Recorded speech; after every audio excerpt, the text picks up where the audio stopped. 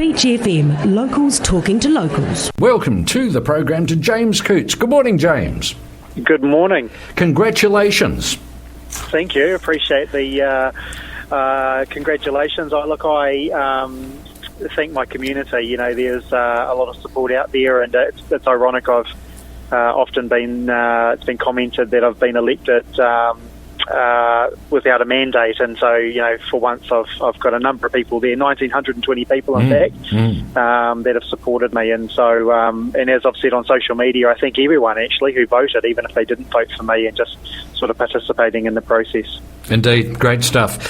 James, I've been tracking you down for a wee bit, and it's been difficult. There's been so many meetings recently as the new faces around the table, nice to see, are getting... One of them, in fact, told me the other day, I feel absolutely thoroughly induced, she said, with all of the induction programs that are going on.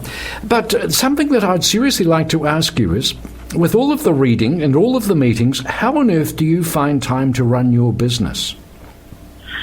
Good question. Look, I've never done this job for the money, and I know that's not the question that you're asking me. But look, it's worthwhile exploring that, James, because I reckon there's 30, 40 hours reading, there's lots of meeting times, and if you begin to look at how much councillors are paid, it's got to be under the minimum wage rate that you're getting, I would say. Yeah, look, I would agree, and like I said, I'm not raising this discussion around it. I think we're underpaid or anything. I mean, the last triennium I actually turned down my pay rise.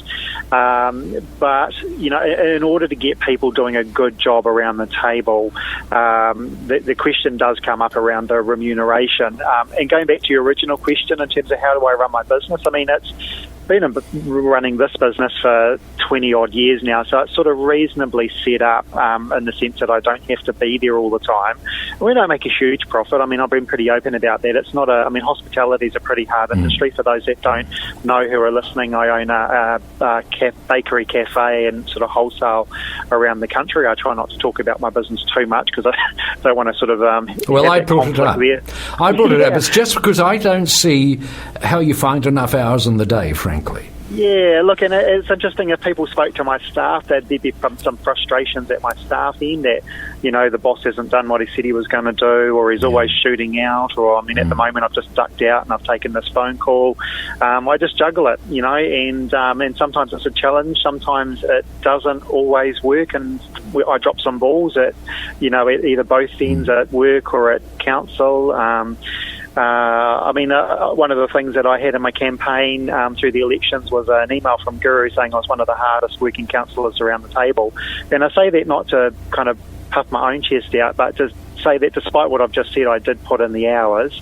I've always worked hard. I've always worked long, you know, 12, 14-hour days and stuff. So sometimes, you know, I might be at work at 5 in the morning, get changed at 8 o'clock into council close, head off to briefings and meetings, and on some occasions not get home till 10 o'clock at night. So, look, it's not an easy job, you know, and I take my hat off to anyone that stands. I guess my biggest concern or challenge is that people actually put in the time. That's the other side of it. They get overwhelmed and realise they don't have the time to give the job the time it deserves. That's right. That being said, lovely to see the slate of candidates that have been elected this time and some new faces around the table. How do you regard the forthcoming training? Have you got some optimism about what's to come?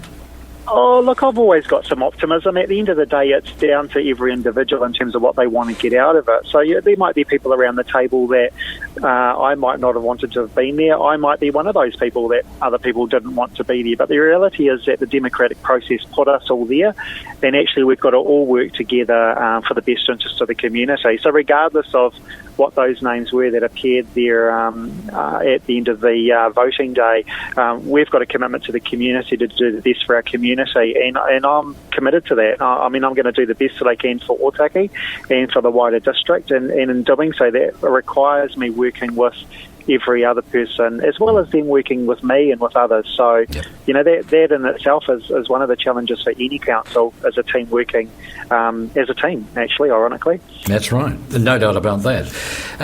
Guru's been on and he's floated the idea of portfolios for members, and I'm sure there's been discussions going on there and expressions of interest in various areas.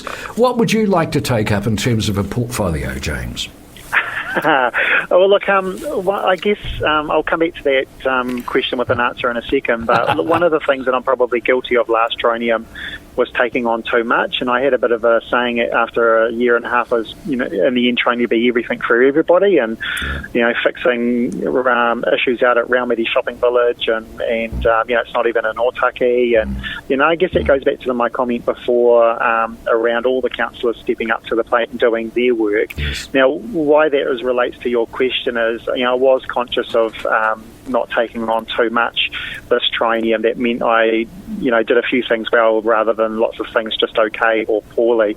And so, Guru's indicated to me the roading portfolio, and obviously I've had some connections through to iwi over the last 3 years. Right. And then there's a committee that he's talked to me about sort of leading as well. So, look, I'm pretty open. I just want to do a good job, and so wherever I'm needed in terms of doing that good job. But, one thing that I am mindful of is just not burning myself out and just, sort of trying to be everything for everybody. And that was sort of a bit of a case of the last triennium, just getting stretched too far. And in some instances, almost letting my own community down by getting, sort of dragged into issues, throughout the district. Now, you're elected to serve the entire district, not just as a ward councillor your own area, but I think first and foremost you've got to serve the district you're elected to. Look after yourself, James. That's really important. Perhaps next time we talk it'll be less hypothetical and we'll know exactly what we have and what the areas are. It's been lovely talking to you and catching up with you, and congratulations, James Cootes, Otaki Ward Councilor. Thank you. 106.3 Beach FM.